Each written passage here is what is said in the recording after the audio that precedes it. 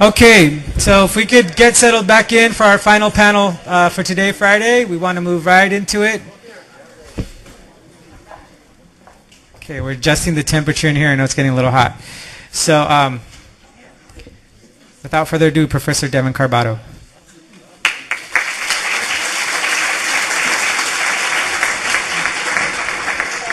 So welcome again to our inaugural event. It's quite pleasing to see so many of you here, and I'm looking forward to your direct engagement. So my name again is Devon Carbado. I'm a professor of law at the law school and the associate dean of the faculty. And I have the pleasure of introducing the theme of this panel, as well as the wonderful panelists. So the theme is the social construction of race. Now, as many of you know, scholars across disciplines rehearse ad nauseum the twin claims that race is a social construction and that the law constructs race. But I don't know that we're always terribly careful about articulating precisely what that might mean in a way that is exactly the project of this panel. To give you an indication of what it might mean to say that race is a social construction, to articulate the importance of formulating race in this way, and to reveal the anti-racist intervention that a social constructivist understanding of race permits us to perform at the level of legal doctrine, at the level of institutional practice, at the level of specific policy debates, at the level of structural politics. So here, roughly, is how we'll proceed. First, I'll lay out my own thinking on the topic to more fully introduce the theme.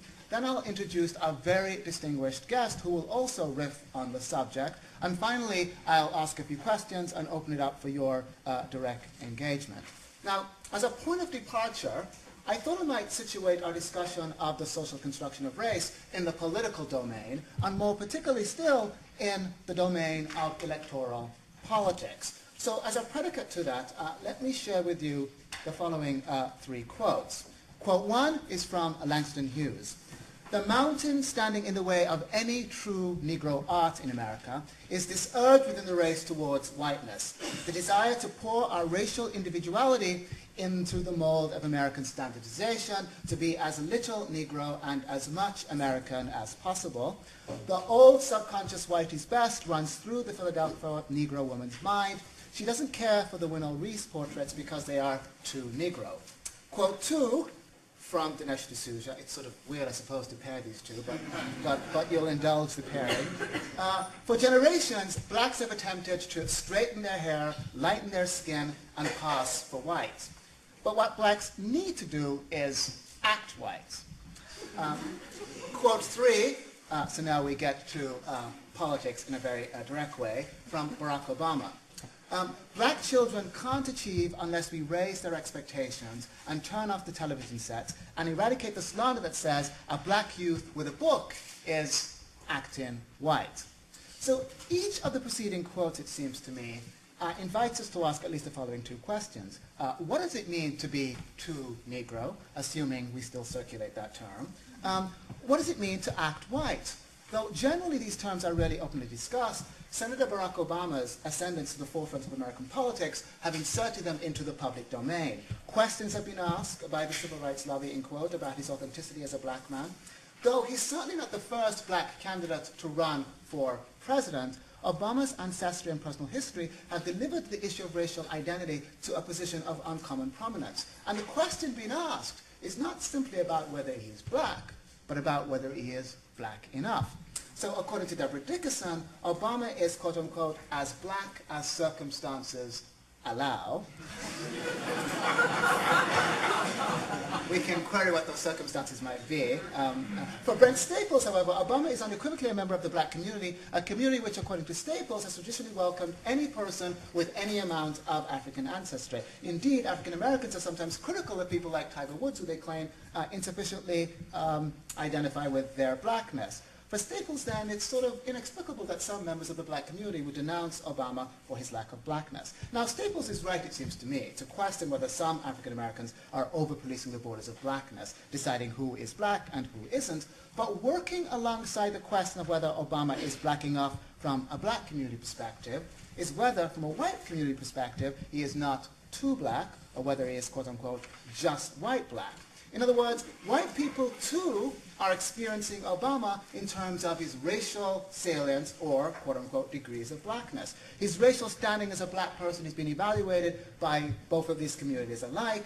Both communities are trying to ascertain whether he's racially palatable. For at least some, underscore some blacks, the question of racial palatability turns on whether he is black enough.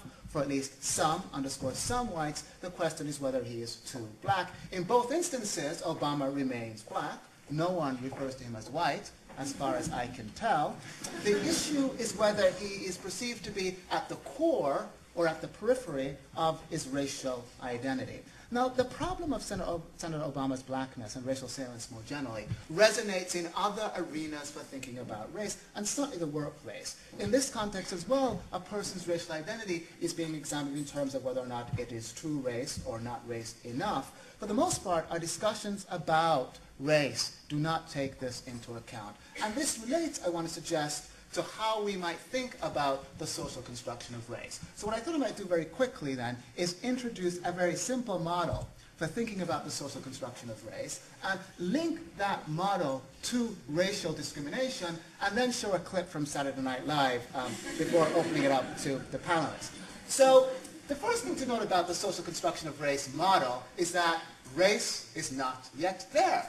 Right? At some particular moment, race has to be created. And we tend to forget that, but it's important for us to keep in mind that race has to come into being. So we'll call it moment one, when race comes into being as a basis for boundary work between and among nations, and boundary work between and among people within particular nation states.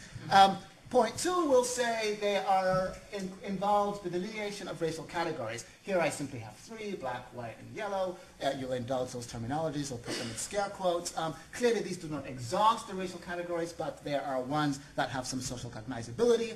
At moment three, we have the mapping of people into the relevant racial categories. And the point that I want to stress here is a number of criteria, not just phenotype, have been employed to make racial determinations. So we tend to focus on phenotype, we tend to focus on ancestry, but neither of these aspects of the self exhaust the extent to which people are placed in racial categories. And that will become crucial when thinking about racial discrimination in just a moment. At moment four, you have the attribution of social meaning. That is, the various social understandings that map onto the relevant racial identity categories. So blackness, inferiority; whiteness, superiority; yellow, disloyal. And then we have the structuring of racial experience, which relates in no insignificant part to the particular social understandings that apply to race, right? So to the extent that you're disloyal, then of course internment becomes a racial experience. If you're superior, then freedom. If you're inferior, then slavery. And finally, we have the confirmation of the social meaning, which is to say, if you're enslaved, it must be because you're inferior. If you are free, it must be because you're superior. If you are interned, it must be because you're disloyal. Now, obviously, racial formation doesn't occur in this nice, tidy way. It's just a schematic, but it reveals dynamics that I think are important for us in our thinking about the social construction of race.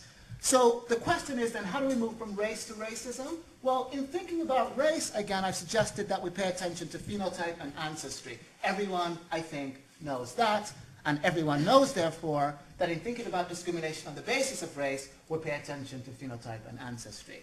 But if I'm suggesting that these other stuff, demeanor, accent, religion, as Professor Ahmad's comment suggests, religion can be racializing as well, then in thinking about discrimination on the basis of race, we should have these things in mind.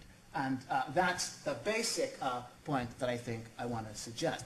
Now, to the extent that we pay attention to these other aspects of the self, it suggests that racial salience might be an important social reality that we should have in mind when we're thinking about discrimination. And we can think about racial salience with respect to phenotype, with respect to accent, and even with respect to dress. So there's tons of empirical evidence suggesting, for example, that light-skinned people within the same racial category here, blackness, are less vulnerable to discrimination than dark-skinned people. There's lots of empirical evidence suggesting that people who speak quote-unquote standard English are more vulnerable to discrimination than people who don't, let's say quote-unquote Ebonics.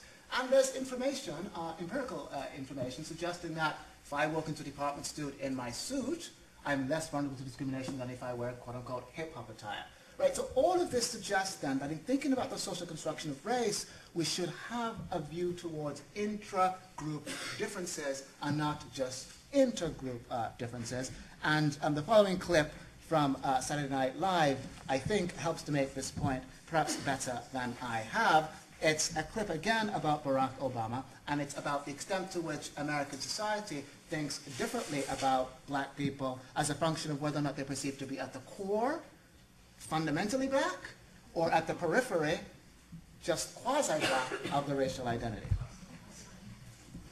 With Barack Obama gearing up to run in 2008, pundits are saying that the United States could finally be ready for a black president.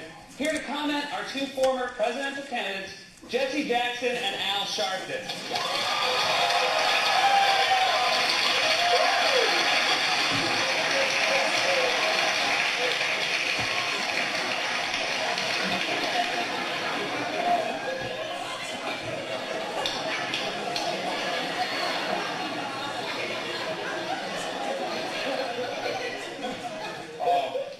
Greetings at the end. The age of a black president is indeed upon us. Hallelujah. Tonight, we want to talk to you personally, Mr. Barack Obama, because you see, in America, unfortunately, there are degrees of blackness. Scales of soul. Which is why we came up with this chart.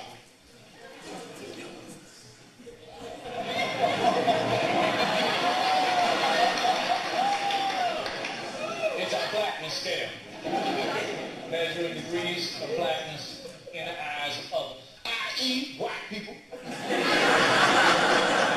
Understand everyone and everything on this chart is unequivocally black. But perhaps some are more black than others. Look at it this way. If these people were cars, they would be Oldsmobile, Cadillac, a trip down the park.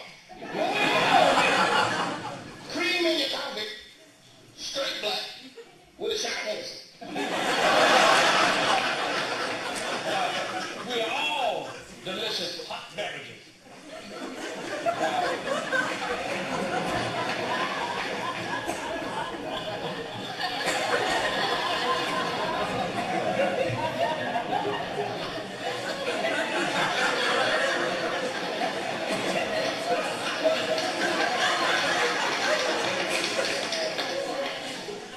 Please observe Mr. Barack Obama, for there is only so much blackness the American voter can take. Now, if you were here with the black-eyed peas, then you'll be fine. But once you get up into here, you're moving into Amazon territory. That's unelectable. Barack, at this point in time,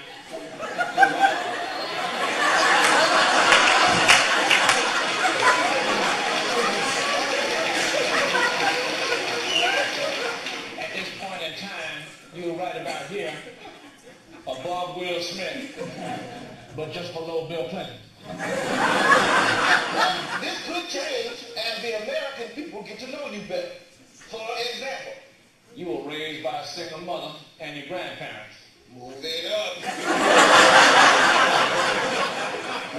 In Hawaii, move it down.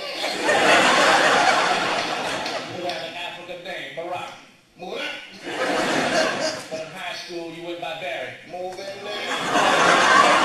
You married a black woman. Move it up. But in the past, you dated white women. Still moving up.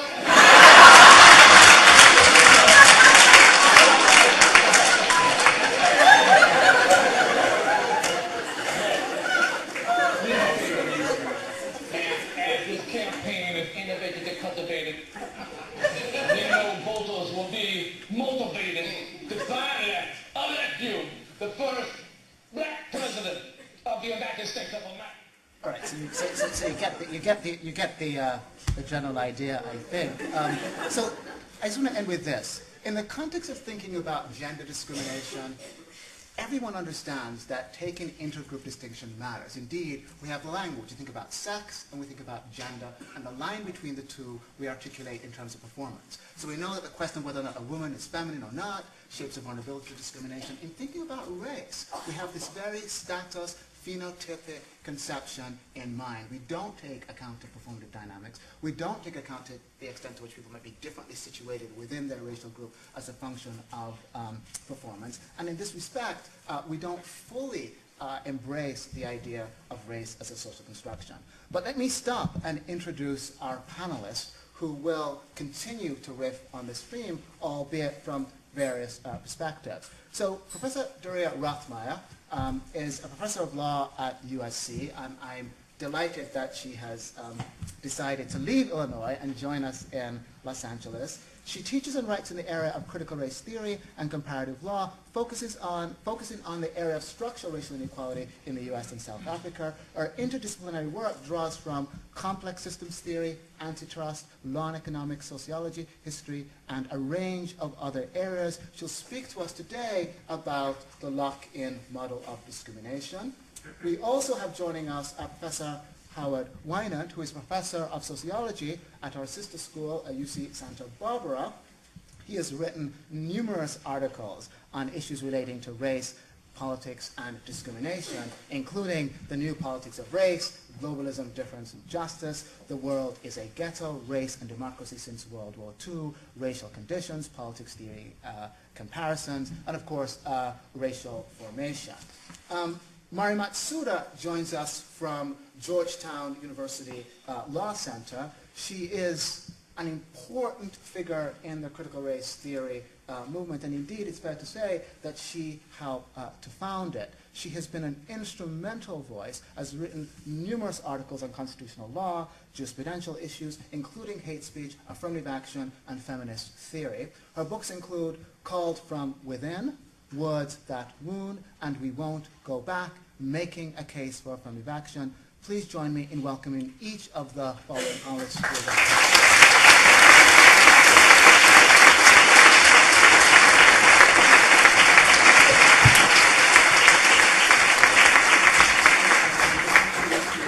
So the order will be as follows. Professor Daria Roithmayr will go first, followed by Professor Winant, and then ending with Professor Matsuda.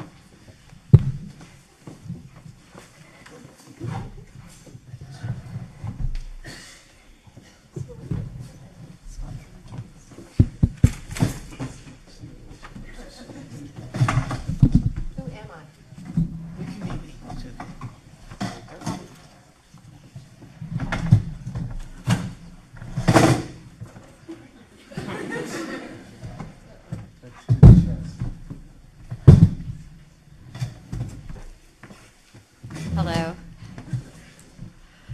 You have to bear with me. I'm having slight technical difficulties, so I may have to go noteless, which will actually be fine, I think.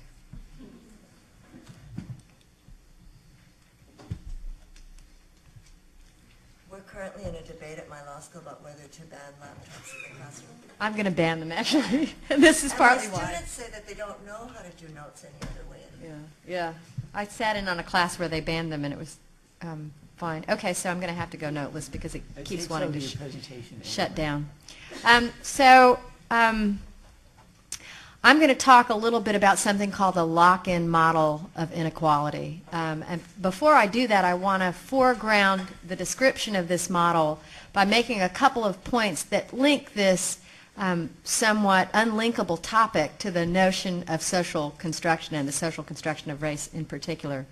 And as you'll see, the model is one that accomplishes what I think is a very important task with regard to critical race theory, and that is to bring the notion of race and the social construction of race back to the question of materialism and historical materialism in particular.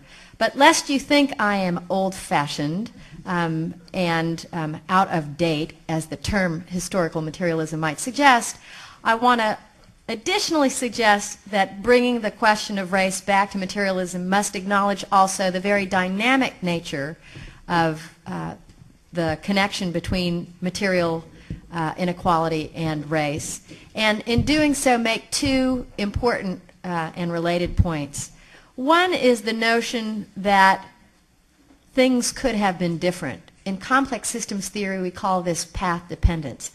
The notion that small and not so small historical events can have quite long-lasting effects also is the notion that at the time they happen, those small historical events with small changes to those initial conditions can produce very different results down the road. And so race and the social construction of race is path dependent in that way. The second and complementary notion is the notion of persistence and stickiness. And that is the idea that even as at particular times race can be socially constructed in very facile and fluid ways, at other times in our trajectory of racial development, the social construction of race can become sedimented. And the lock-in model, as you'll see, actually makes the argument that this sedimentation persists to a point where we then begin to think of race and the racial meanings and racial actions that accompany those categories as naturalized. And it is this notion of naturalized that helps us to forget the historical contingency and specificity of the social construction of race. So all of that is very general and theoretical, and hopefully I'll give you some more concrete meaning by describing the lock-in model of inequality. This model draws significantly from work in antitrust, complex systems theory, and law and economics. Yes, law and economics has something to offer critical race theorists. The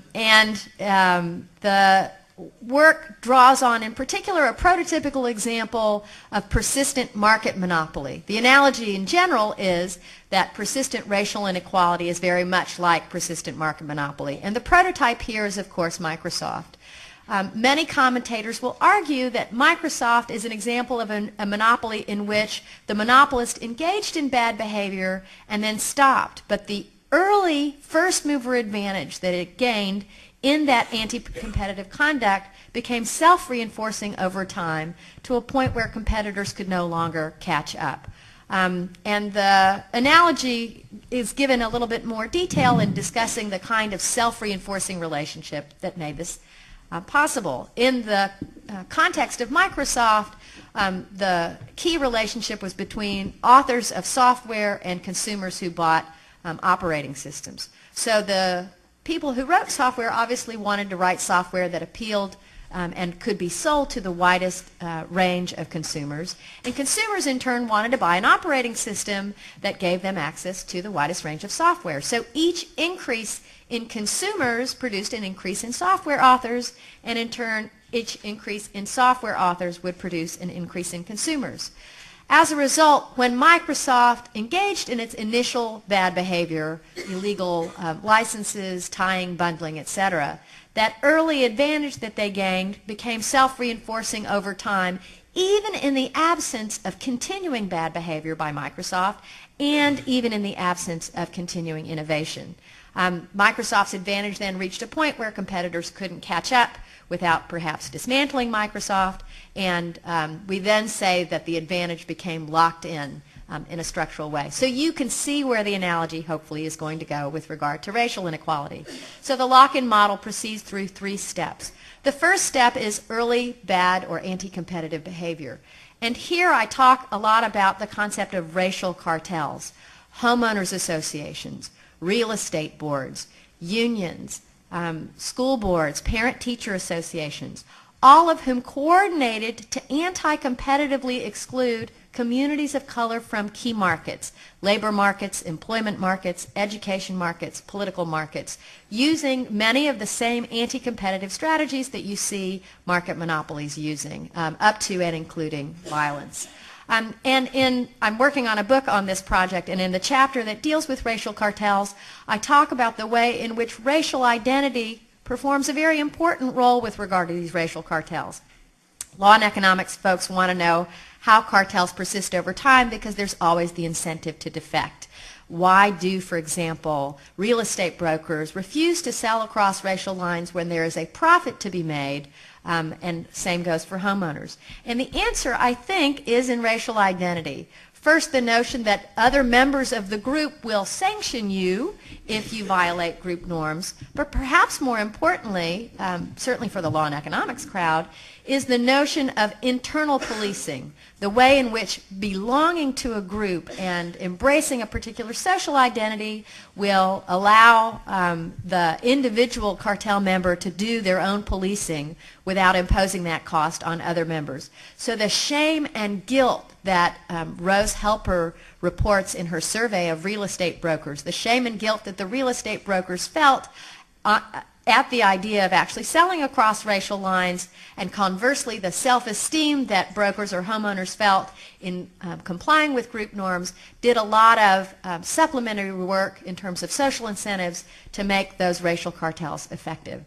The second step has to do with the way in which this first mover advantage, the material advantage that racial cartels obtained for the collective, then went on to become self-reinforcing, to reproduce itself across time, even in the absence of continuing bad behavior. And I'm certainly not arguing that continuing bad behavior does not exist, but the argument is structured to show that the first mover advantage can persist over time even in the absence of bad behavior.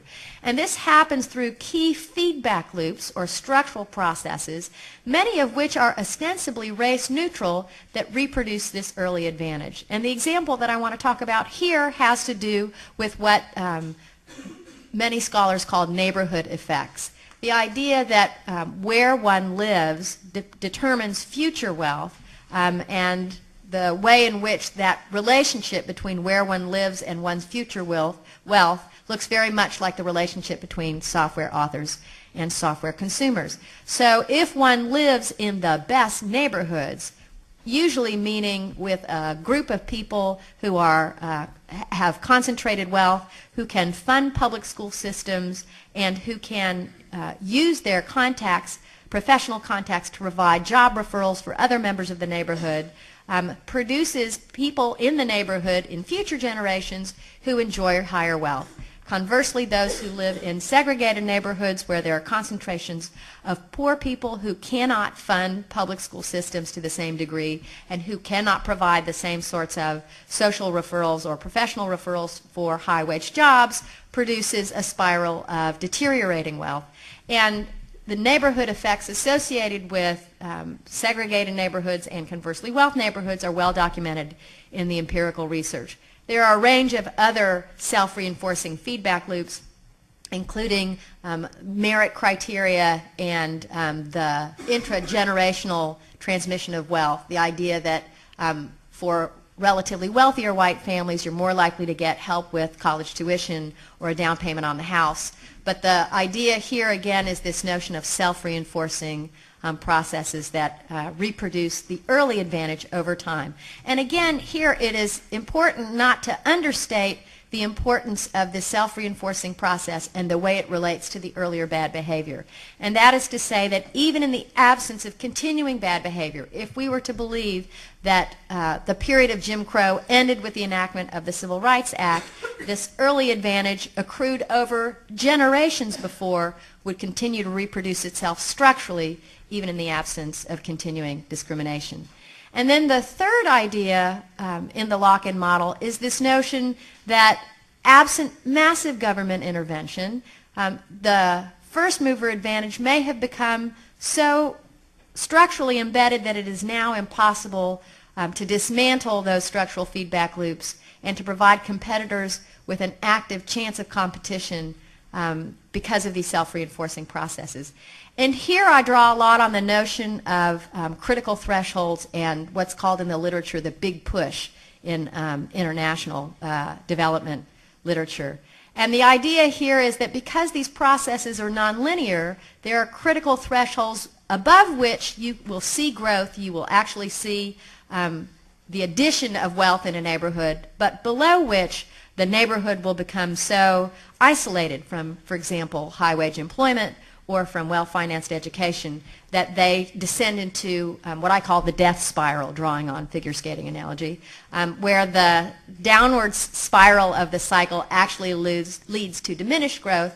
And you see this discussion a lot in discussions of countries that are not actually growing but are in fact developing in a deteriorating cycle. And the trick then is, of course, to figure out policies that trigger the self-reinforcing processes in an affirmative direction and to somehow stop, if not reverse, those processes that create a nonlinear progression in the downward direction. I think there are 2 or 3 key ideas to draw from the lock-in model that have importance for our conversation about the social construction of race. One is to urge critical race theory to return to a discussion of the material. If you know anything about the genesis of critical race theory, and of course their excellent introduction in the Red Book gives you a great historical genealogy, we understand that much of critical race theory's impetus was as a departure from, if not an outright rejection, and I don't think it was an outright rejection, of critical legal studies and the focus there on either non-specific hierarchy if you followed one school of thought, or class if you followed another. And it's been quite a long time since that departure. I think we're safe in going back to a discussion of the material. And so I would urge us to think as a group collectively, to think more about both social identity in the material sense and the way in which that social identity still depends on the kinds of things that critical race theorists have been talking about for a long while. So that's sort of the practical idea to bring from the lock-in model. The second is a more theoretical one, which is to talk more specifically about a concept called emergence and the way that that relates to how we see critical race theory's intervention into civil rights scholarship and into law and economics scholarship. The idea of emergence comes from complex systems theory, and as you discover, when you look at complex systems theory, everything is a complex system.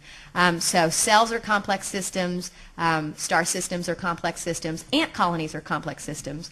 A complex system is simply a collection of agents that interacts in a way that produces patterns. The notion of emergence says that those collective patterns frequently cannot be reduced to or predicted from the rules that govern the individual agents. And here I think the lock-in model really tells us something about racial oppression. Here is the notion that racial oppression can emerge from following ostensibly race-neutral rules. An ant colony, for example, is governed by very simple rules. The ants follow the pheromone trails in front of them and yet are capable, in following those rules, of immensely complex behavior, relocating after a flood, for example. Similarly, if individual agents follow ostensibly race-neutral rules, move to the neighborhood that you can best afford with the best public schools, refer your friends for jobs, following those ostensibly race-neutral rules, given the backdrop of racial history, reproduces the early advantage that racial cartels obtained for whites. So this notion of emergence helps us to explain why focusing on an individual intent doctrine ultimately falls short. I guess the last concept to discuss with regard to the lock-in model, or at least what I think is the last concept, since I don't have my notes in front of me, but since the time limit is going up, is now the last concept, is this notion of path dependence that I referred to early on, and that is to emphasize the historical contingency and the dynamic historical trajectory of the lock-in model. We tend to think of social construction in static terms if we're not careful, not acknowledging that things look very different now than they looked during the period of Jim Crow, that Jim Crow looked in turn quite different from Reconstruction, Reconstruction looked quite different from slavery. And we need to acknowledge the way in which racial construction and the social construction of race more generally transmogrifies over time, metamorphoses to different forms that look quite different, for example, today than they did in the 1960s. Certainly realizing that intentional discrimination continues to exist, but perhaps focusing more specifically on the structural sources and structural forms of contemporary racial oppression. So I guess the challenge then that I leave you with to face is to think about the way in which your own work might begin to incorporate more dynamic discussions discussions that are very sensitive to the historical contingency and historical specificity, the temporal specificity of race. And with that, I'll finish.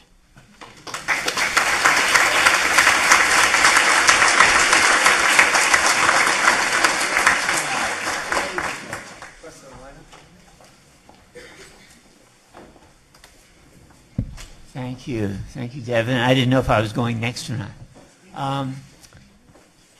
Thanks to all of you who are here. Thanks for the honor of participating. It's great to see old friends and meet new people. I want to ask a few questions to start. How many of you are law students? Raise your hand if you're a law student. Okay. How many of you are students in other disciplines, other schools?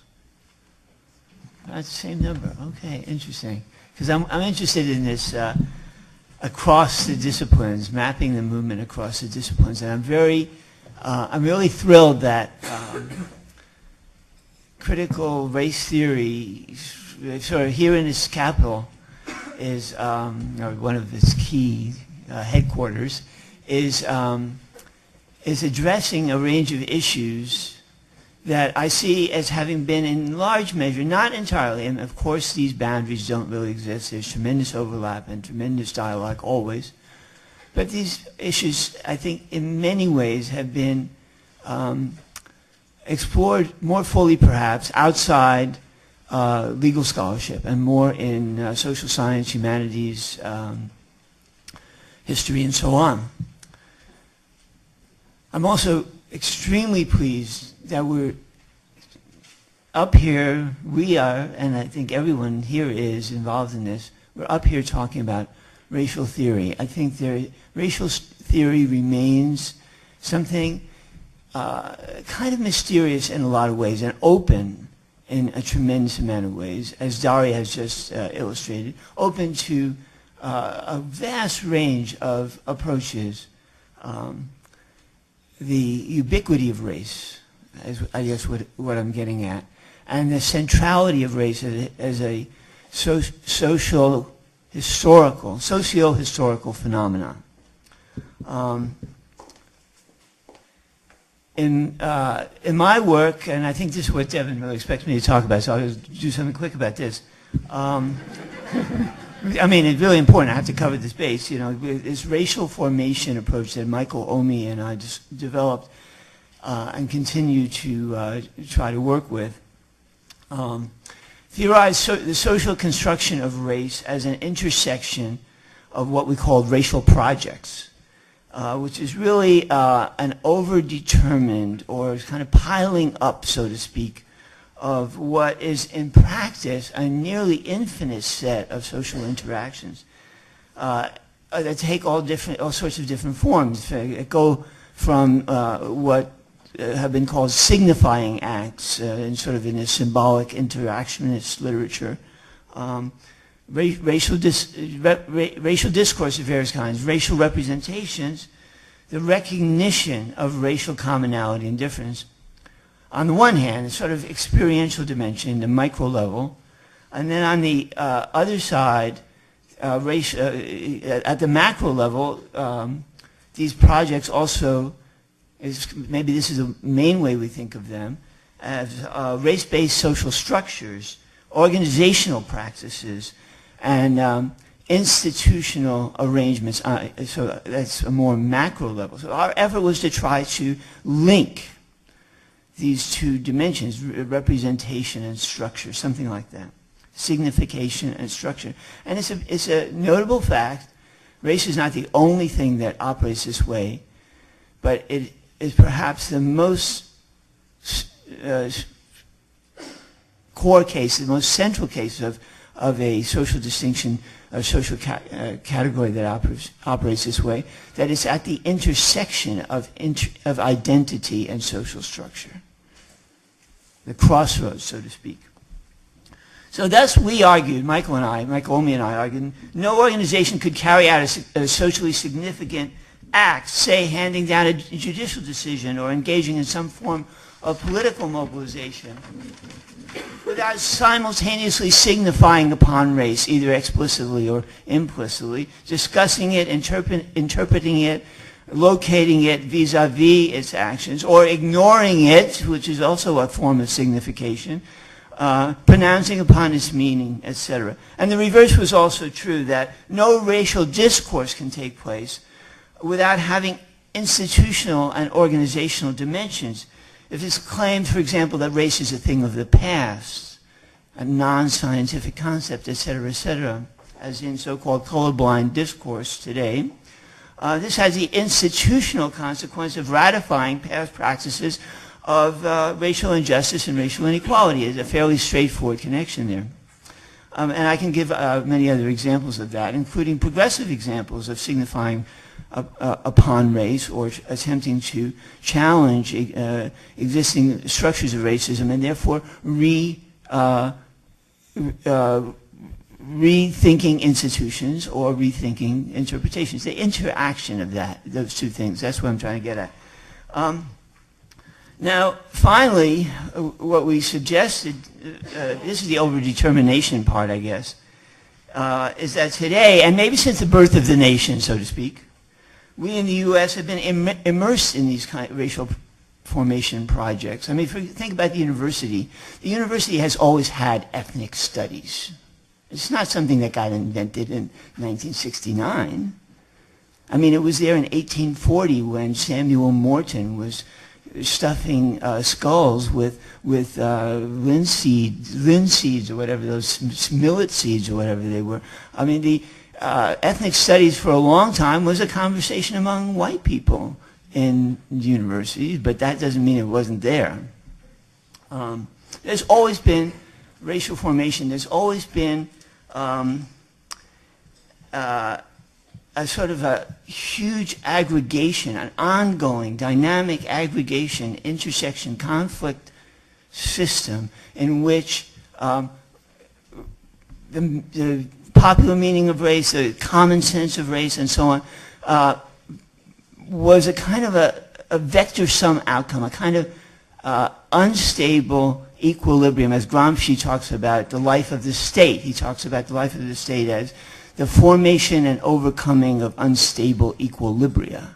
Well, that's the kind of thing that race has been as well, the racial regime, let us say, the politics of race, something that Dr. Du Bois was very much in touch with in his concept of double consciousness and the vicissitudes of the veil. We could talk about many, many different connections here. None of this is really what I want to talk about in my brief time tonight. I really want to talk to you about the dilemmas of the contemporary racial state. I want to talk to you about the fact that we live in racial history. We model racial formation, as Devon has just done brilliantly, for example. And as I gather, I didn't know this work before, but as Daria is talking about it, using historical materialist approaches, law and society, law and economics approaches, and so on, we model something like this historical process, but we tend to freeze it theoretically in a given moment.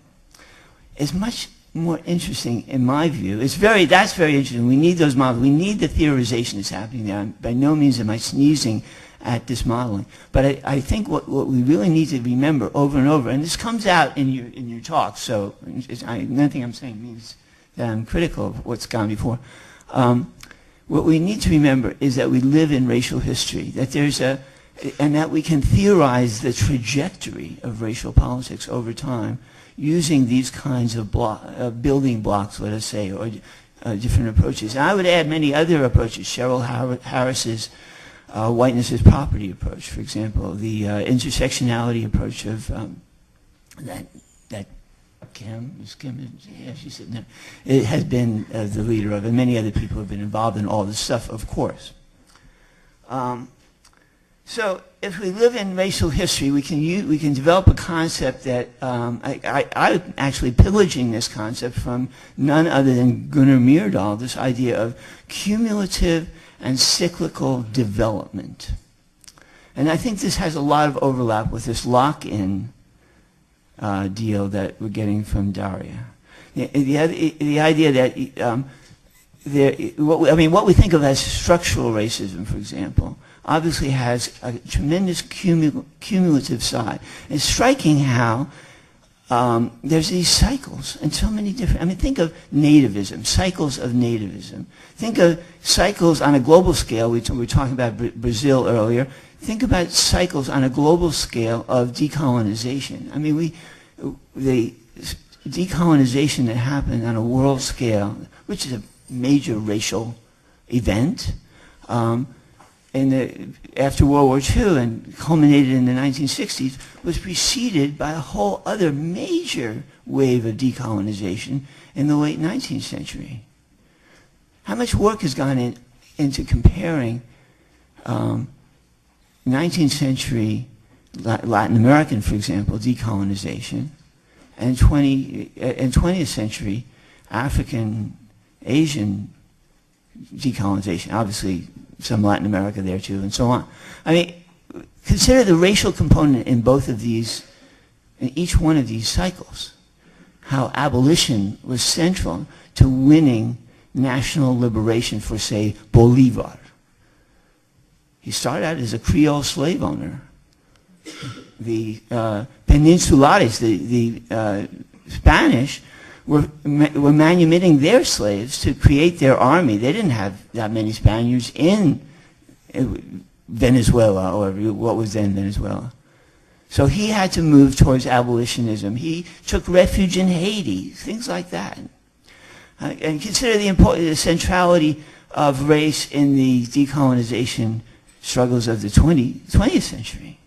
The linkages that have now become a fairly big literature on the linkages between civil rights, black power, those movements domestically in the U.S. and their allies, and national liberation struggles in the then called Third World. Many such cycles we could name, cycles of racial biologism and so on. So we got the cumulative part from our understanding of structural racism. We have the cyclical part from the fact that we can see empirically, historically, so many repeats. But the repeats are never the same either. Okay. Now, based on all that, and I know I don't have much time, I want to suggest that the contemporary racial regime is now entering a new phase of its cycle, a breakdown or declining phase of the current cycle of racial rule. If we understand the post-World War II period as a cycle, as one such cycle, as the Reconstruction and resurgent racism of Plessy and Jim Crow and so on was an earlier such cycle, we understand the contemporary racial regime as such a phase of such a cycle, we can see breakdown happening. And I think it's an interesting thing to try to name that for a moment and then to talk about why it might be happening. That's what I'll close with now.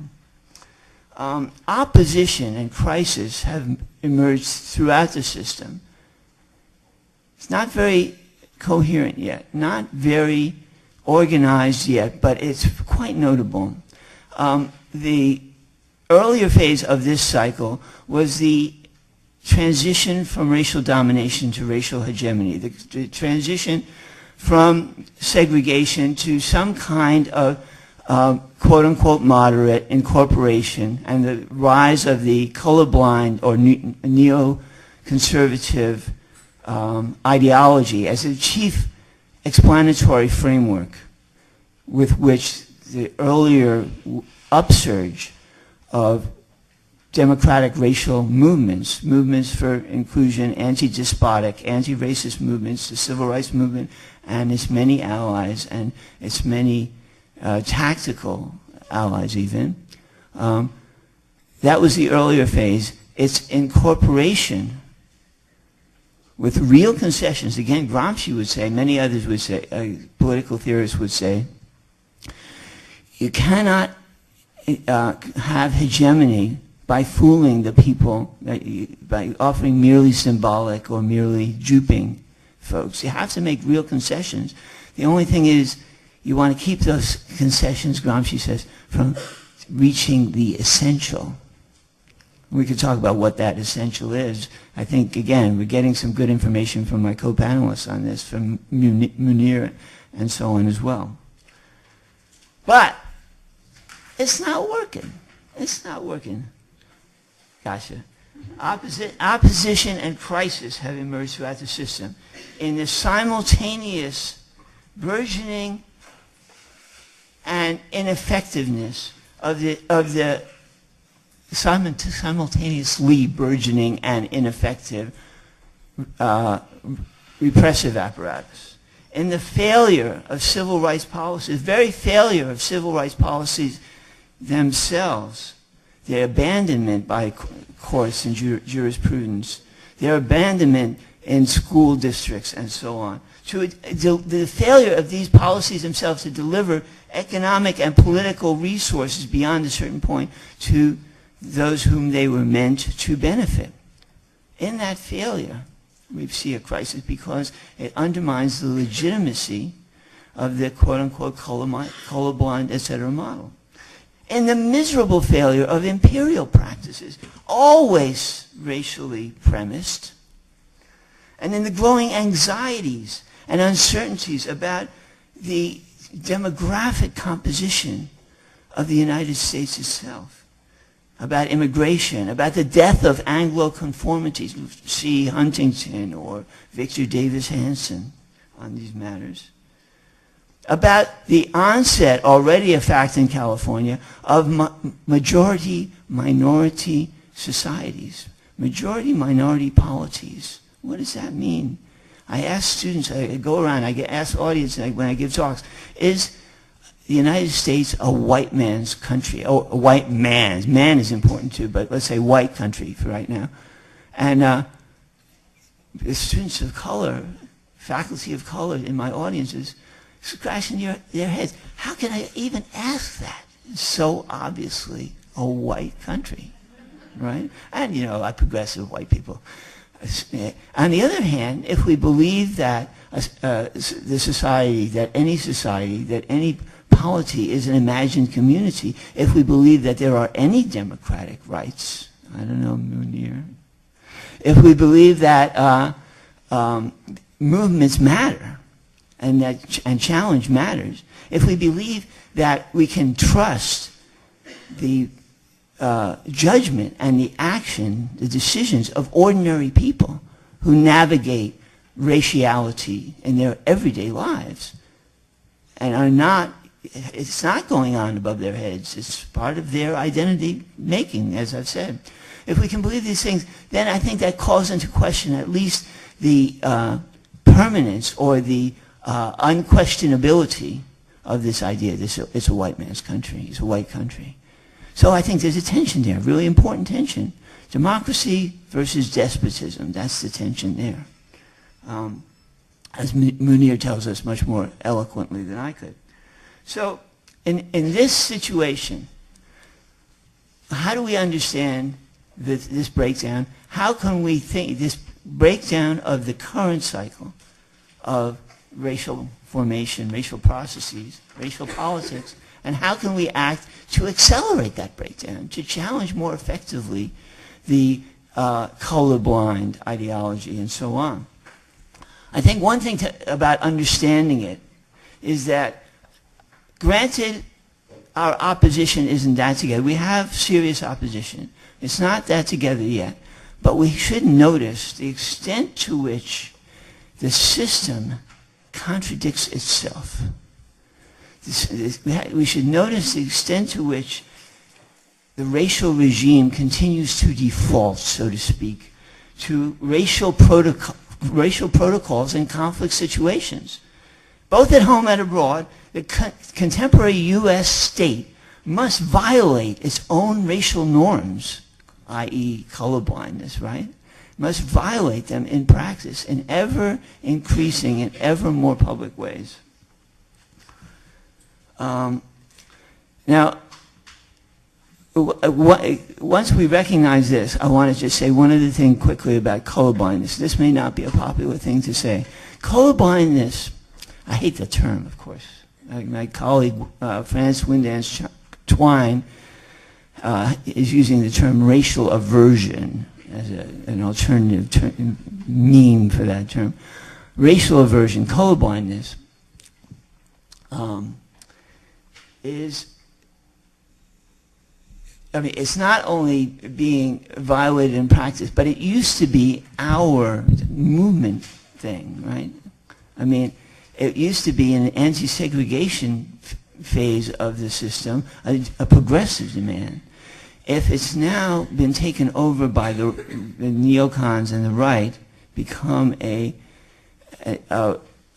trope of the new post-civil rights structural racism, is that the end of the story?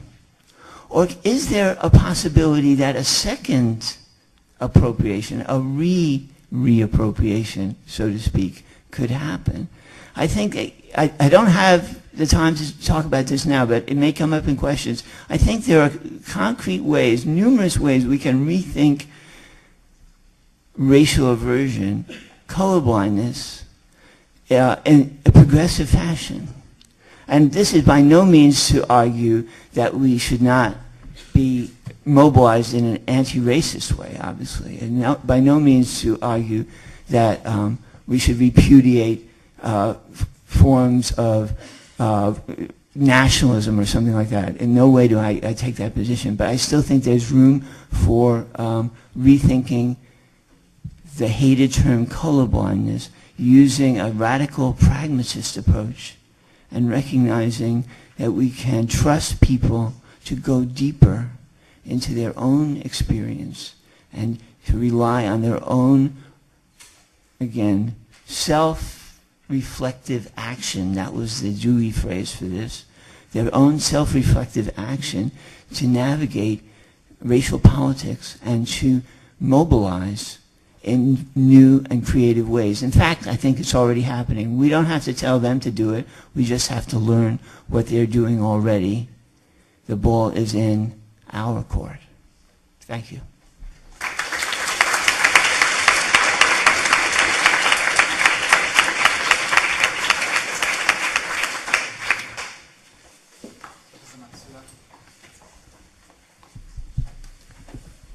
Thank you. There are a lot of very smart people up here, and they have put so many ideas on the table that I really have too much to say. So I'm going to take it down to a very small place to start, and then talk about the politics of how we talk about racial formation and how we can use it in our social change efforts. I'm thinking about a little place called Boyle Heights, not far from here, where my dad grew up before World War II. And in this place there were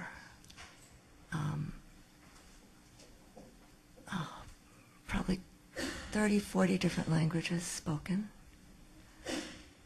But the two that were the languages of trade, that is, that you had to know to move about the community, were Spanish and English. My dad talks about Oklahoma Dust Bowl refugees that the police would call Okies, with the same tone of voice that they would use the N-word, and with the same unrestrained police violence with no consequence. There were Armenians. There was something called a White Russian and a Black Irish. Of course, there was black and brown, and most of the black then was part of the Great Migration. And most of the brown had been here longer than anybody else.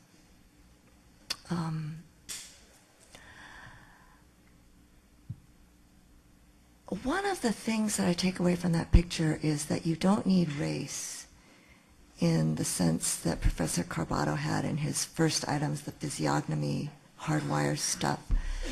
You don't need race to have race.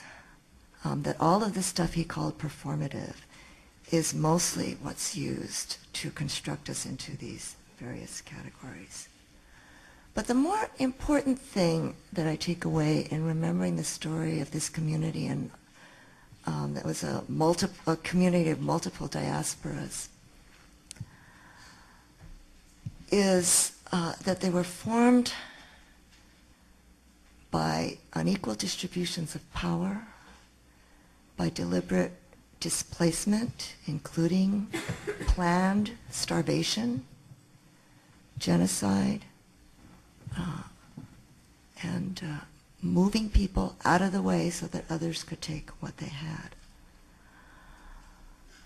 So I never in my thinking, and I'm very material, and resist the idea that critical race theory does not have a material turn, because I don't think, well, at least I can only speak for myself. Critical race theory is now itself many things. But for myself, there would be no point in doing this work if it weren't about looking at actual distributions of power and how it affects real human bodies. Who has food, who has housing, who has water.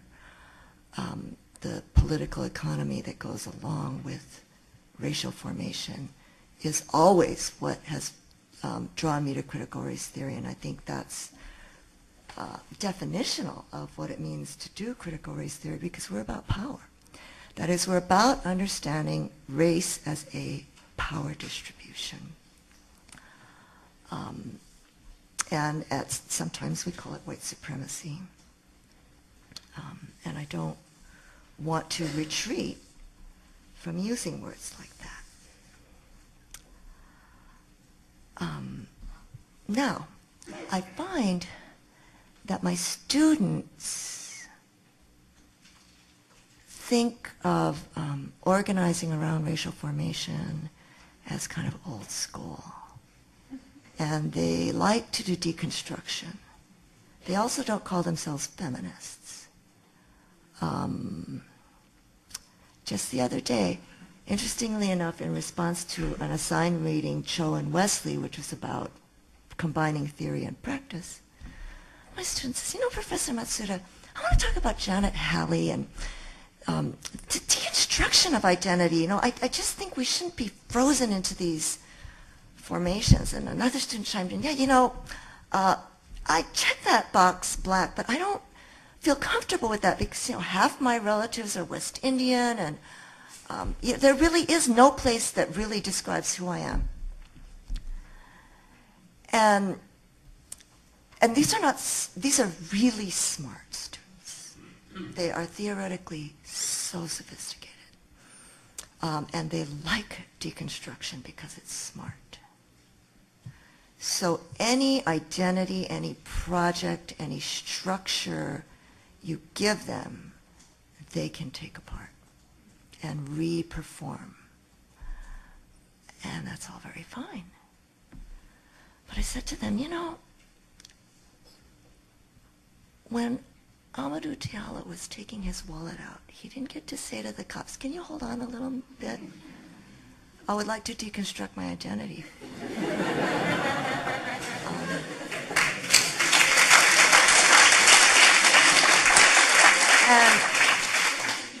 And many of us live in terror of that.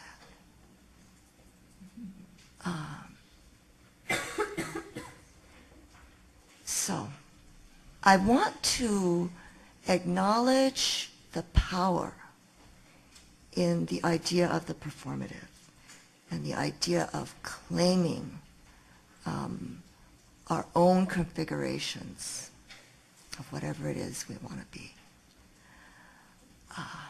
But I want to say that as we do that, I demand that we are explicit about our politics, our constituencies, and our ends. Otherwise, I think it ends up very reactionary. And I'm sorry, I'm going to go theoretical on you for a minute, and then I'm going to come back to some very concrete things. This is, I was just trying to put this into words to respond to my students. I wrote down, anti-essentialism, deconstruction, the critique of identity, all of which my students do with great facility, reduces to liberal individualism if it is not explicitly coupled with an anti-subordination politics. Critical race theory is critical because it starts with the goal of dismantling white supremacy. A nuanced understanding of the social construction of race was developed within critical race theory because of the goal of dismantling white supremacy, not just for the fun of it. And since liberal individualism, we've identified both in theoretical and material terms, is a place, it's a way of thinking that plays out in law, and law has real consequences, like who has a gun and who gets shot. Liberal individualism is a place in which white supremacy has made itself comfortable in this country. There's a toned down version of white supremacy they call white anxiety, which is mostly what you see in the academy. Because of that, a deconstruction of race that devolves and slides into liberal individualism, that is, we are free, each of us, to say what we're going to be, ends up reinforcing white supremacy. All right. So how do we get out of that without being stupid and frozen about race? I think, Howard, that's what you were trying to say, maybe, that when you were talking about pragmatism, you didn't really get to give us the full exegesis of where we're going to go to get justice. We don't want to be stupid about these categories, but at the same time, I claim as my identity Asian, feminist, third world, woman of color, critical race theory. And I claim that identity both out of certain sets of circumstances that history has handed to me that are real and concrete, that I do not have any choice of escaping, and through my own agency and my own political understanding of what I need to keep myself safe, to keep my community safe, to keep my family safe, to make this world a better place for all human beings. And I think those identities are going to be important in this progress of doing the actual heavy lifting to bring about justice. So now let me talk again about the concrete. I have always felt that we need to organize ourselves and our fellow citizens to go out and grab back some power for the powerless. One person is trying to clap. Now, what does racial identity have to do with that? Well, if racism is one of the mechanisms through which this power grab has taken place,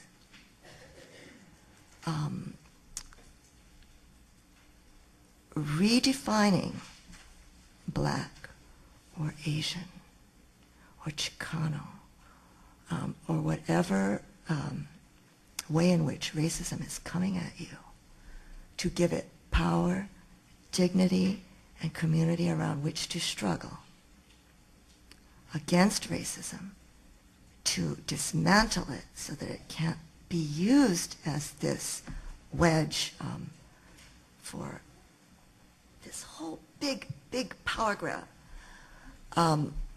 means we're going to use our racial identity when we march.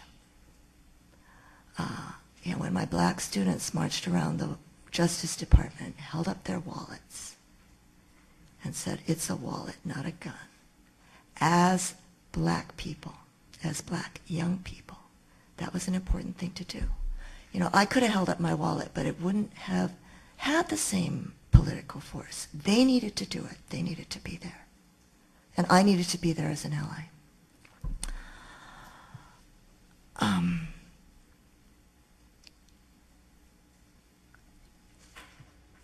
What I am calling for is for us to understand race consciousness and to deploy racial politics in the same way Marx asked that people developed class consciousness in order to fight labor exploitation and monopoly capitalism. That is, you have to understand how you've been constructed, how it's a lie, and how that's been used. And then you have to rewrite the story, both to reveal the lie and to get yourself some power so that we can make justice. And now I said I would be concrete, so I think I only have a few minutes left, but I'll give you some examples. I hope Howard's right, and in other circumstances, particularly with my friends in the labor movement who can be very depressive, I always say, look, you know, things are starting to crack. This really is a moment when we can make change. But on the other side, things are very bad, you know.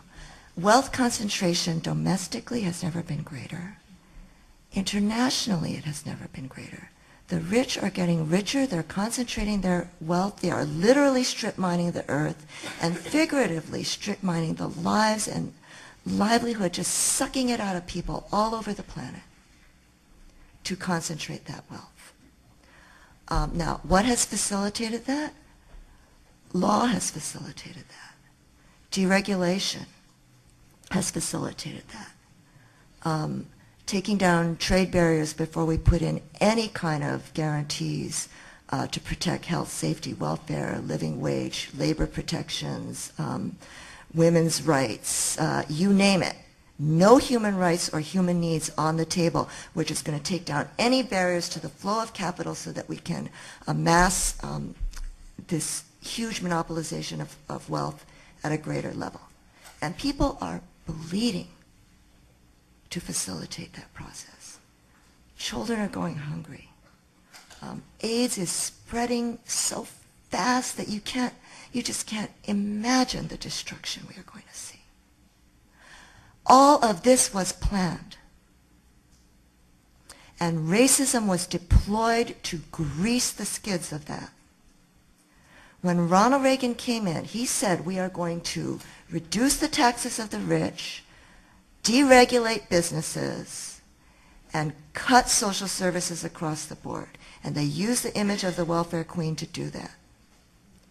And we've killed public education in this country. And we've convinced people that we don't have to care because it's just black and brown kids in those failing schools. That racism was used to kill public education. So, I think we need to fight back. And one way to fight back against racism is to stand proud in a third world coalition and say, you are telling a lie about us, in order to pick the pockets of ordinary working people. Go ahead and hate those people over there. Homophobia used the same way. And we'll laugh all the way to the bank. Well, we're taking your jobs, destroying your community, cutting your public services. I live in a city where I have had the experience of calling 911 and being put on hold, where the kids have lousy schools, and then when we don't educate them, we send them to prison. And somebody's getting rich out of all of this. You know, we're privatizing the prisons. It's big business. You read the business pages. They tell you, good investment. Invest in the prison industrial complex. So, racial formation was necessary to build up this structure of exploitation that is increasing and that is killing us. Our quality of life in this country has just hit rock bottom. I didn't grow up in this country. I was actually born in this city and lived here till I was 12. I didn't see people begging for food in the streets. Old people digging through trash cans. Schools strip mined to the level that they are now. You didn't get a great education, but you got a decent education. Look where I ended up. I'm a law professor. I went to LA public schools.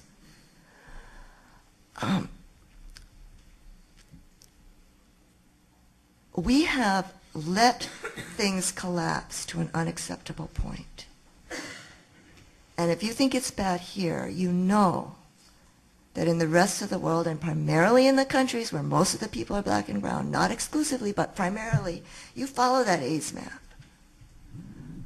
It is tenfold worse than it is here.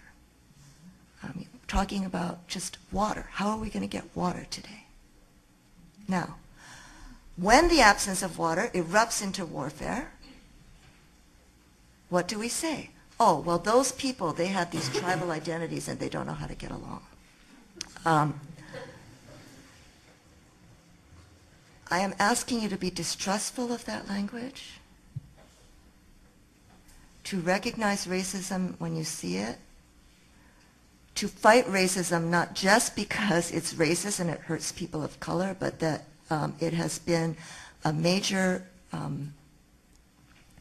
marketing tool for this increased domination of the planet by a tiny elite that can just take their capital wherever they want and steamroller over human bodies in the process. And in making the change, I promise now that there's two things I'm always going to do when I have the floor. So I think I've only got 1 minute left. I'm going to do both of them. One is I always talk about the war, because the war is part of this. And two, what are we going to do next? All right. So what is going on in Iraq? Well, people are killing each other. And again, they will say, well, you know, see, that's the problem with identity politics. Once people start getting frozen in their identities, they start killing each other. No, they are killing each other because of something called militarism, because of a corrupt foreign policy on the part of the United States that has made peace impossible in the Middle East for decades, and that is an illegal war that we prosecuted was the fuse that lit the fire, and people are killing each other. But it's not their identity that's making them kill each other. Not a beautiful religion that values peace, just as every religion, every great religion on this planet does. You know, people with vast differences can get along and prosper together. There are many, many examples of that throughout human history. But it's the circumstances of scarcity, of militarism, of imposed violence that set people at each other and create the kind of carnage that we're seeing, that we are responsible. It's going on in our name with our money. So how are we going to stop it? The answer is we're going to organize. And there are a lot of people out there who know how to do organizing. Some of them are here at this law school. But there are just a couple of basic rules of organizing. One is you have to believe that ordinary people on the receiving end of a structure of exploitation and subordination have the intelligence, the means, the will, and the ability to change it. And if you believe that, then your job is to go where they are and to work with, not for, but with those people to end all of those structures of domination. And we can do it because there's more of us than them.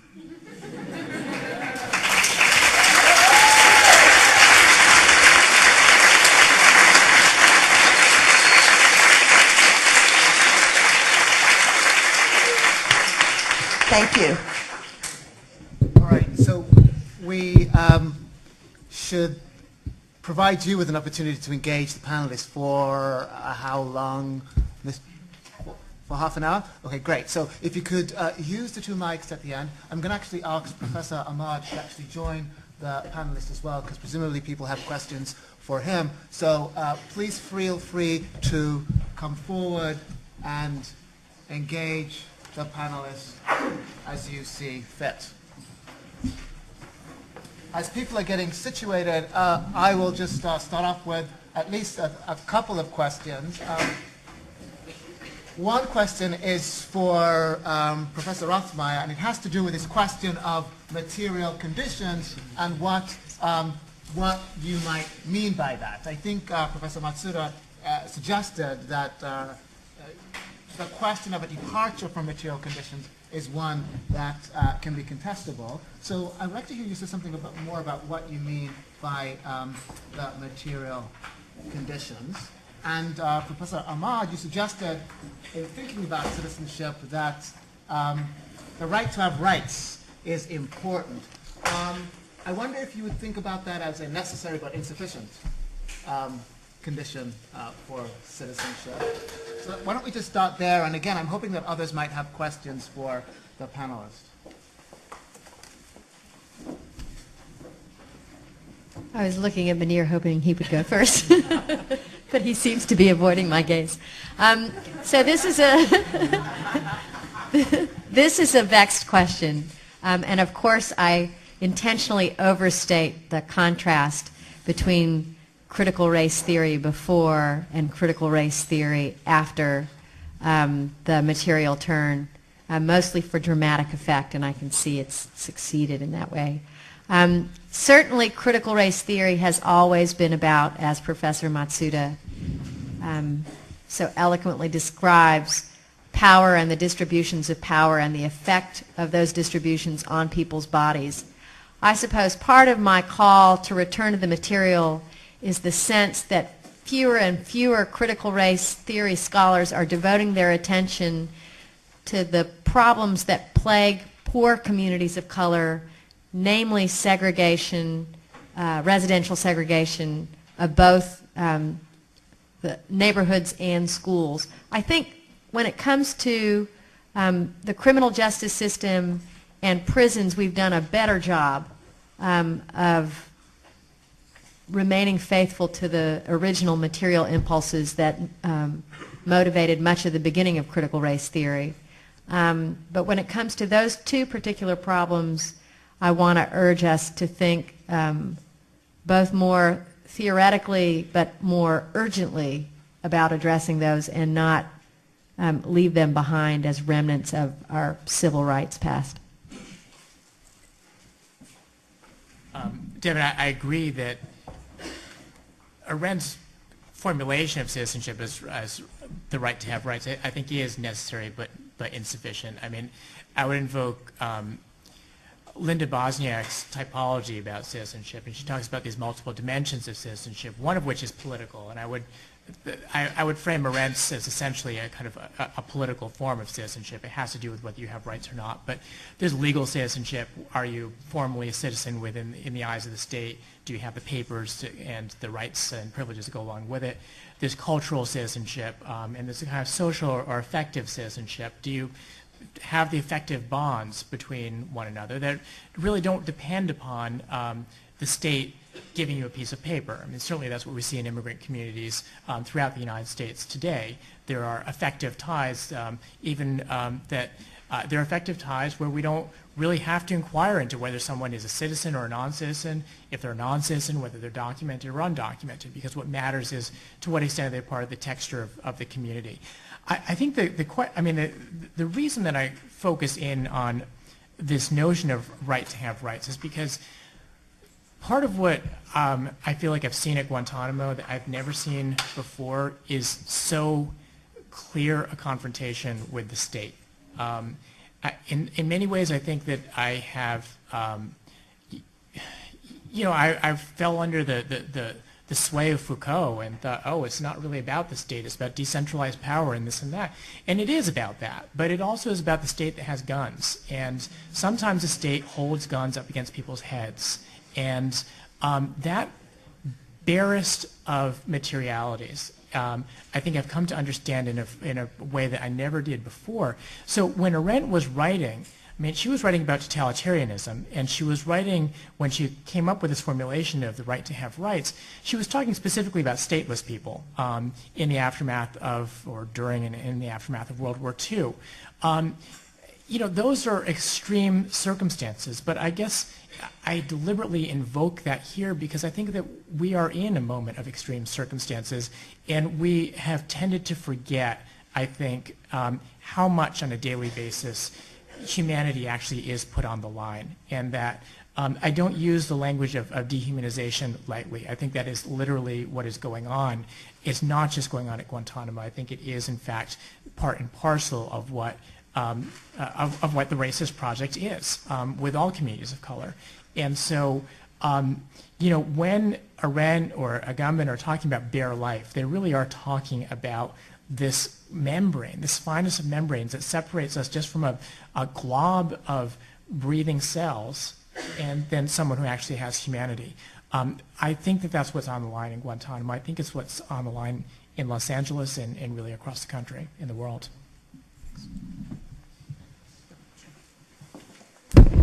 So if you look at all the panelists and the different kinds of methodologies that are implicitly or explicitly invoked just on this talk, there's a whole range. One starts with an actual lawyer defending an actual client with undefined rules, but also giving us a travel log of sorts. We have a sociologist. We have someone who's emphasizing antitrust analogies to thinking about race, and then we also have one of the core movers of critical race theory that gives a talk that is fundamentally about starting concrete small stories, that it speaks to the sort of moral clarity that is a signature to Mari's comments. But I want to try to figure out, given the mix of methodologies that exist, maybe I want to pick a little bit of a fight. So sometimes, right, because this is really important to me and I'm actually interested. That's part of what this symposium is about. So I've heard, Mari, you've used a term that has always stuck in my mind. You've called it earnest muckraking.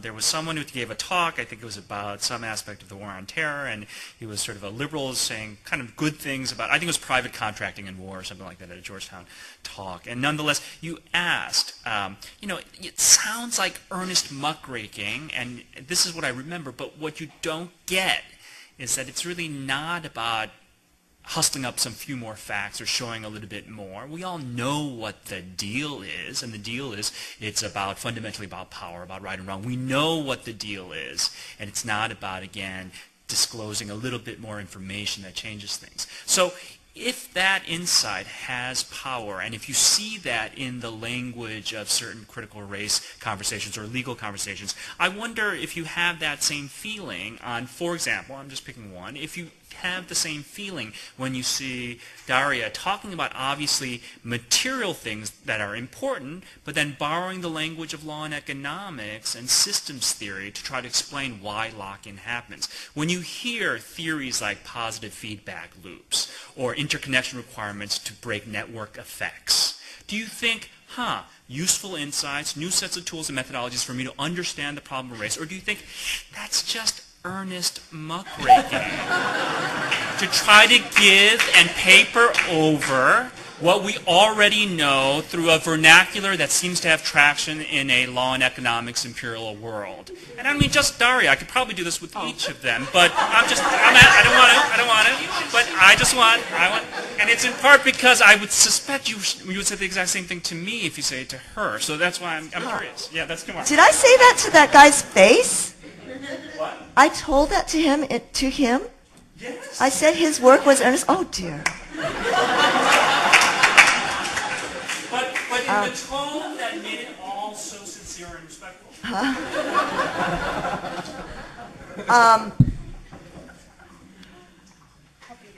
No, yeah, I think what Daria's doing, what you're doing, is really important.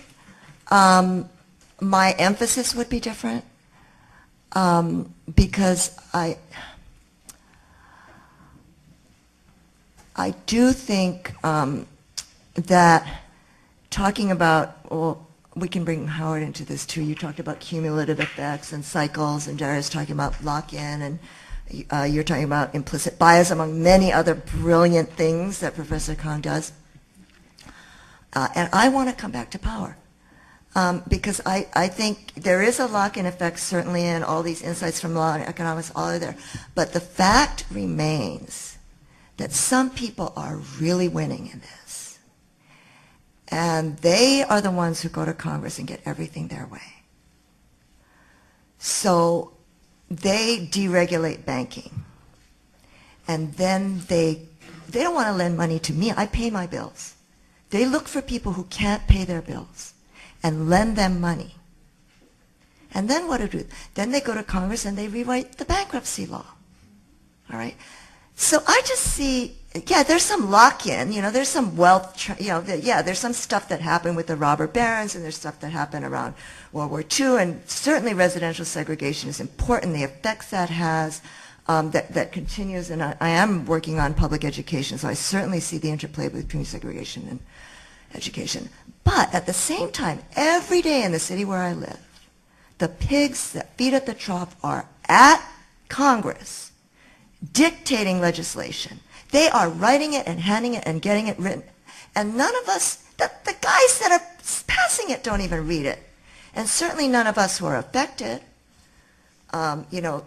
those of you who are maybe going to get an illness and not be able to pay back a bill are going to be surprised to find out that they rewrote bankruptcy and there's nothing you can do about it, and boom, you're on the street, right? And the people that are privatizing everything, so that, that all of this, there's just a lot more current intentionality in maintaining existing power structures.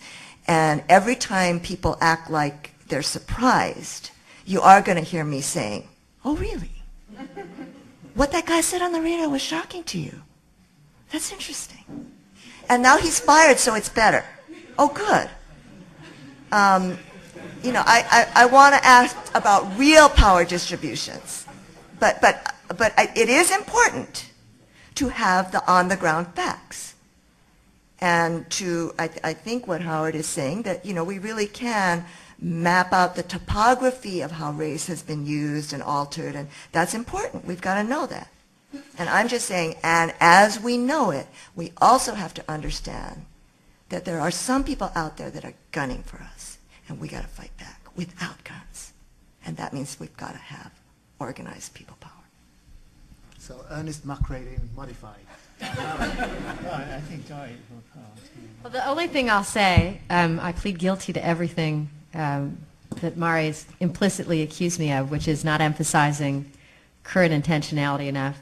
But that one of the great challenges of the next step of this project is to think about contemporary racial cartels, which look quite different from historical racial cartels. But I would say that the metaphor of monopoly is one that seems, at least in my travels around the country talking about this book, to have a great deal of resonance. The unfairness of monopoly, the hegemony of monopoly, the way in which monopoly arrogates power to itself by capturing the rules of distribution for rent-seeking purposes. So, but absolutely right on the money, I agree. Just be quick, because people are waiting to ask questions, but I don't think we know what the deal is. We know, in a general way, the tremendous levels of oppression that exist. So with the gist of Mari's remarks, of course I completely agree. But at the same time, we don't understand how much political power is still out there. If we're talking about organizing, then the idea is that there are possibilities for change. The system is not locked down in that way.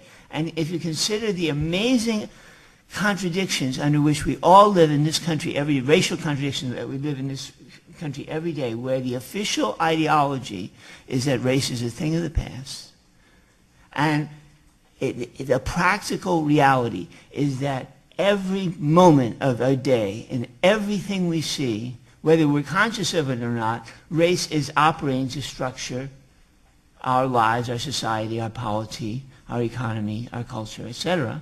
That's a pretty amazing situation to be in. It's the first time ever. Is there anything new in the present, or is it the same old racial oppression and racial domination that we've always seen?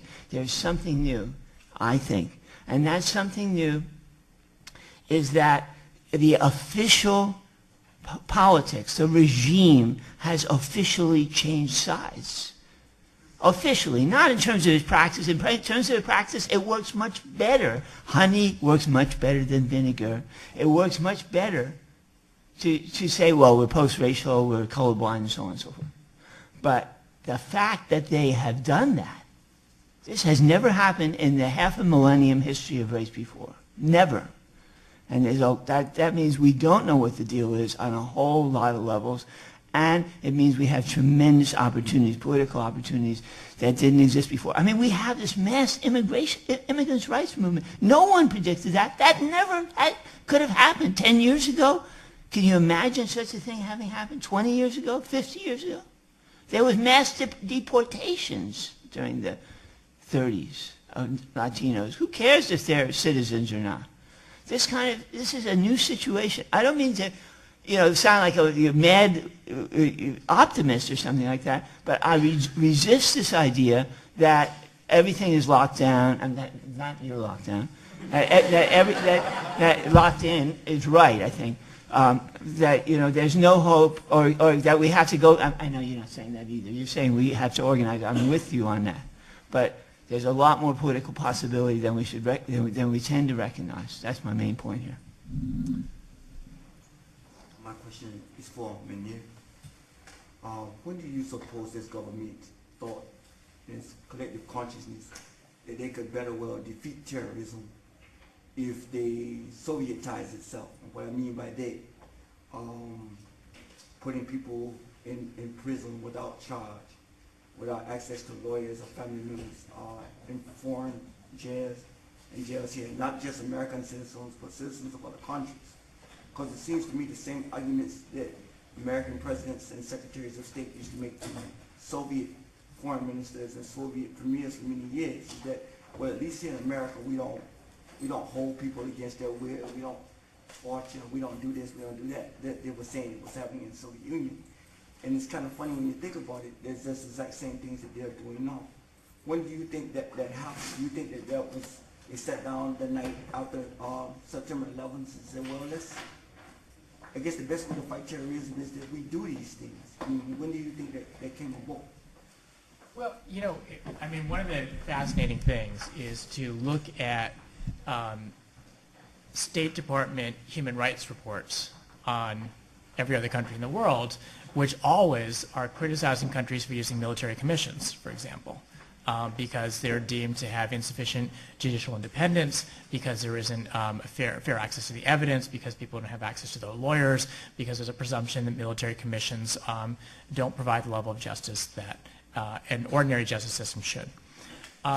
The State Department still includes those criticisms. It's something about the American exceptionalism of the moment. Ours are different. Ours are better. We do give them X, Y, and Z. Now, to go to the core of your question, I guess what I want to say is that 9/11 did change things, but there were seeds that had been planted long ago. I mean, one of the many disturbing things about the administration's practice after 9/11 is that it's starting to do things that our government didn't used to do directly, like torture. But we just contracted it out before, right? Now, we still do that. We still contract it out. That's what the practice of extraordinary rendition is, or irregular rendition. But irregular rendition didn't start after 9/11. It goes back into the 70s at least. And so it's not as if we just started torturing or that we had to get a crash course in it. We have been tutors in some ways, and we've been consumers in a market for it. So I think it's important to kind of to capture those histories and to recognize that even as 9/11, I think, did accelerate things and it provided opportunities, I think, to reframe the issues. The thinking around this has been there for a long time. I mean, I think the other thing that is important is that there's a worldwide expertise on how to do torture, right? My family is from Pakistan. I can tell you that the Pakistanis know how to torture, right? A lot of the practices on how to do it and a lot of the law around how to combat it has come out of South Africa and has come out of Israel, right? We need to recognize that this is itself a world institution. And, the U.S. has come to it in a very blatant way after 9/11 and has kind of, I think, in a transparently false way, manufactured reasons for why ours is different. 9/11 is different. 9/11, there's a pre-9/11 and a post-9/11, and for those of you who think that we can't do this, that's a pre-9/11 mindset. Well, the world existed pre-9/11, and torture did too, and we thought it was wrong pre-9/11. We ought to still think it's wrong post-9/11.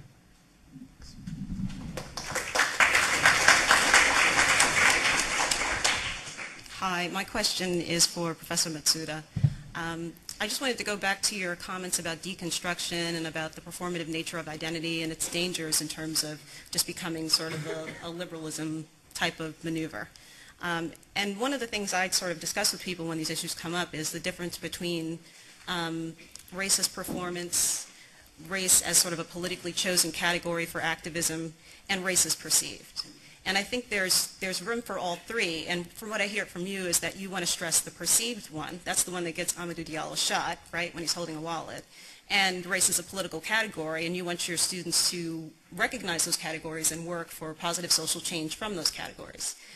But I think the danger in not recognizing the performative dimension is that often it's an expression about the limitations of those political categories and people with distinct ethnicities within those groups feeling silenced by whatever the political agenda that's currently mobilized within a given racial category. So I think it's important for that reason. And also I think as race becomes more complicated, people do feel like they want to express different aspects of themselves within that construct in a particular way, and that there are all these questions about authenticity that come up when you don't have that kind of dialogue. So I should also say I wrote an article, Racist Performance in the Future of Title VII. So I'm invested in the whole performative model, but I just wanted to see if you had any thoughts about that. Well, I don't think we're in disagreement. I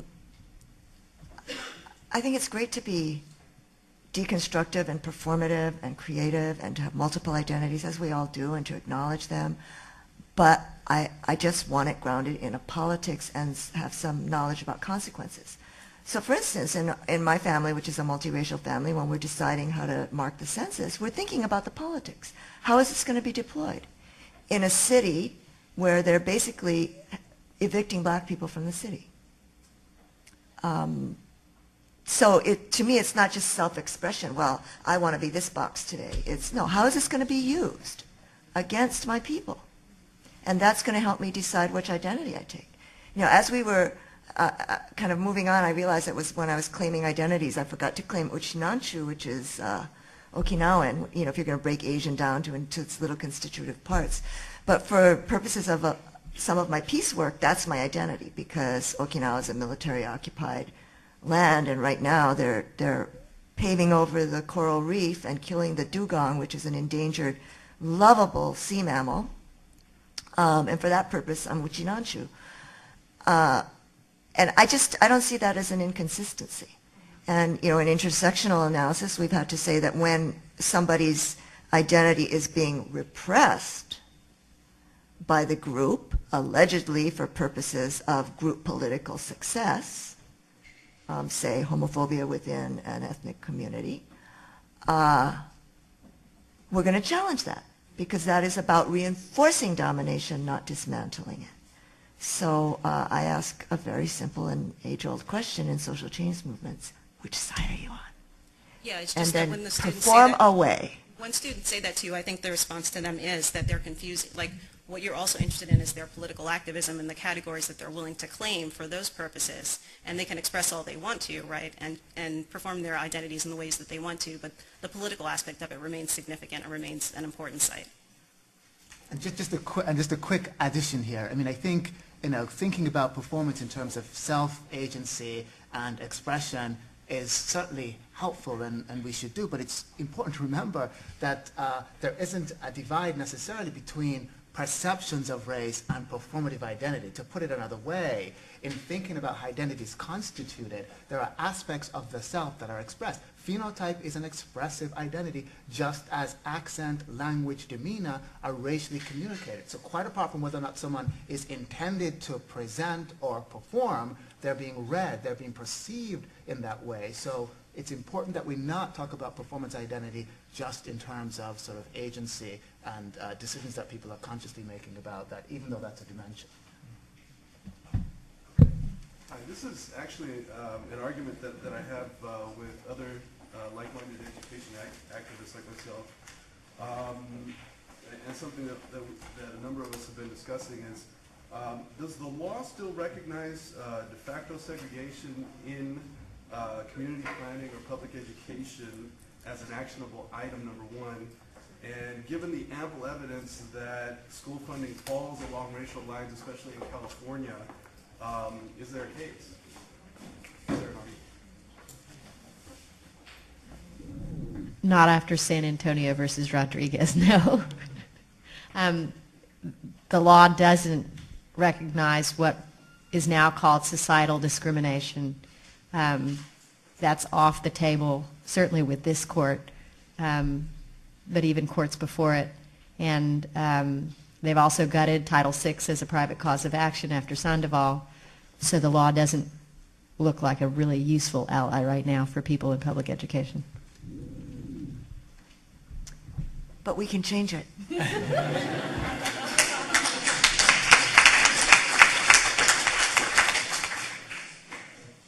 Hi, my question relates to the concept of locked-in segregation. And as a litigator, I litigated 2 cases, both of which seem to really highlight that this is the phenomenon that's really underscoring subordination of people of color.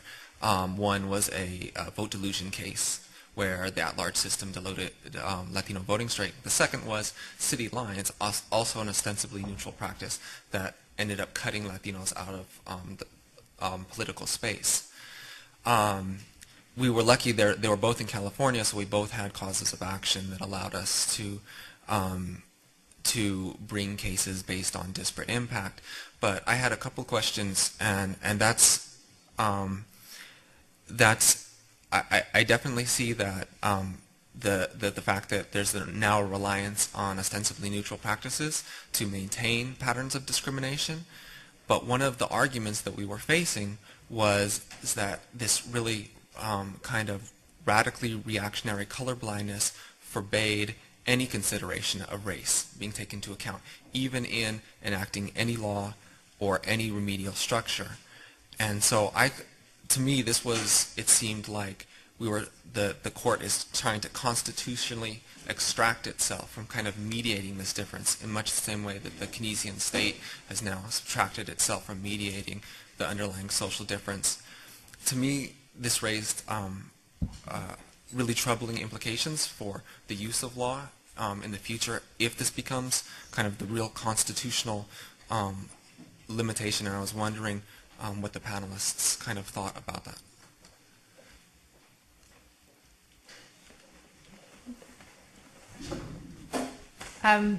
Keeping in mind that we can change law, I guess one of the appeals of the lock-in model is to question whether or not societal discrimination is somehow divorced from or separate and antecedent or unconnected to intentional discrimination, and theorizing the link between past intentional discrimination and contemporary effects has always been tough. But I think the lock-in model actually helps to give some substance to that link in a way that then potentially permits race-conscious remediation, because what the court, at least on its face, has objected to is this notion that societal discrimination is too diffuse. You can't really connect present injury to past effects. And if you're Clarence Thomas or Antonin Scalia, you really want that link to be drawn in a very specific way. I'm not kidding myself. Even if you draw that out for them, I don't think they're going to vote for any sort of race-conscious remediation.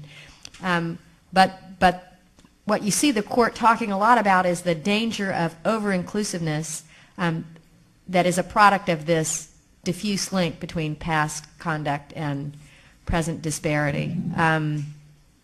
So giving substance to that link is part of what the lock-in model was meant to do, but also to re-energize the notion of disparate impact, not just relying on ideas of intentional discrimination. The whole idea that you can produce patterns of racial oppression even in the absence of any individual conduct kind of speaks to the disparate impact. It would be a Griggs Plus standard. If I had my way, we would adopt something very similar to the South African legislation that doesn't require intent to provide a cause of action under the Equality Clause and aggressively pursues quotas. But of course, that's a little ways off. But we can change it. That will be our theme, but we can change it. So the last question for the evening. Building on that theme, my name's Deanna. I was honored to be a student of Dr. Oliver in the early 90s, so I feel like I'm these students like 15 years out, and I came from the university and into the community and spent the last 15 years primarily raising money to do the kind of work that you're discussing, and also agitating from within organizations in the community to kind of create the changes at the institutional level that you're advocating. And after 15 years of that work, I'm really tired.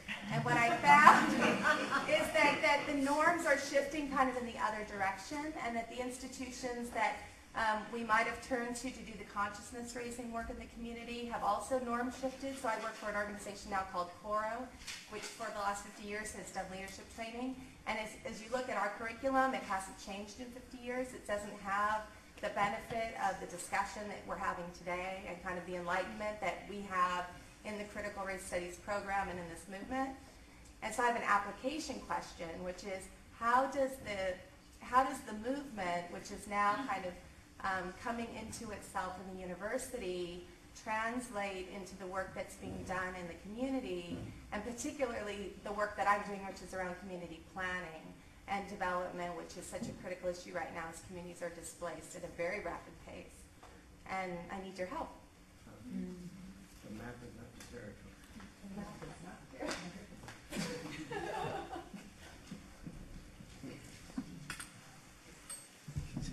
Well, I think we need to create... Okay, I'll just make this real quick. I'd like to see spaces where people doing your kind of work and academic theoreticians and students and workers, people in communities who really have the most at stake, come together and discuss these ideas. I'm teaching a class called Organizing for Social Change, where my goal is to get the students out of the classroom. And one group of students is working with tenant organizing in DC, and they're discovering that they really can learn from people in the community. It's a two-way street, that they can bring information, but they have to do a lot of listening first. And I don't think we have enough places, we haven't developed enough places institutionally where people can get that cross-pollination. So I'd like to see more of it. I'll just say briefly, I don't think that, they give us our degrees, our Doctor of Law and Doctor of Philosophy or whatever degrees we get. It doesn't come with a prescription pad, like medical doctors do. And in fact, we can thank our lucky stars that that's the case, because it's really not our job to tell people what, to prescribe in that way. It's more our job to try to understand what people are already doing. And that really can help people that help movements in the sense that it brings the dilemmas and contradictions to the fore. And particularly, I think it's our job to take note of the way that the system fails at its mission of hegemony, pardon the expression, the incorporation of opposition, how it fails to do that. As it fails to do that, it ceases to be regulated, politically regulated by its opposition. And in that case, it runs off the rails. We can clearly see that in terms of criminal justice, clearly see that in terms of torture, clearly see that in terms of war making. Torture is horrifying, and I don't mean to dismiss it. I think that's sort of a Agamben state of exception possibility. It's not possible. It's a reality. And Agamben goes back to Lincoln's state of exception in his book. So I mean, I'm not trying to downplay that as an ongoing threat, but at the same time, we need to see the contradictions, and the contradiction of having to run a society like that it's the old maxim: you cannot rule sitting on a bayonet. You need legitimacy. You need to incorporate your opposition. So I think it's obvious even in the lame mainstream politics that we face every day. It's obvious that the legitimacy of this system is crumbling. I mean, it's not that far along the crumbling yet, but it is happening, and it's happening as what I would call an infra-politics or something like that. It's happening beneath the official means by which organizing is going on, which is not to say that the official means are unimportant. I mean, it's building those links. I mean, I know you're saying people are disenchanted, but I don't think that's all that they are. I think they're working out new forms of collective activity too.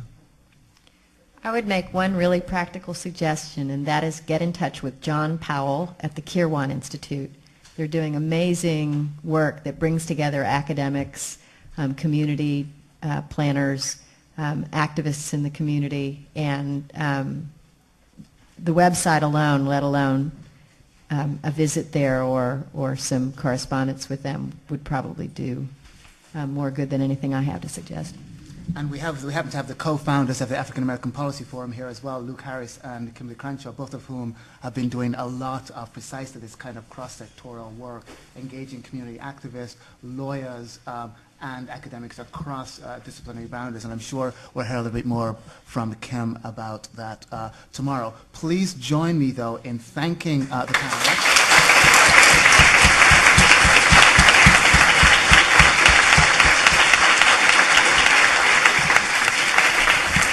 We have another full day of events tomorrow. Professor Shell Harris will say a few things about that, and then we'll call it quits. Okay, thank you very much for hanging in here. There's a couple of things that I wanted to mention. Tomorrow we're actually going to try to start promptly at 9 a.m., so please come at 8:45. There will be continental breakfast. And I also wanted to mention that for those of you that are panelists that are going back to the hotel, please meet Saul outside. The shuttle is here and ready to whisk you away. And the third thing I wanted to say is that when we were planning this event, and we went to the development office and we said we wanted to plan an evening event that would start at 6:30. They said to us, fine, go ahead, but tell us if anybody shows up. So here you all are. And thank you.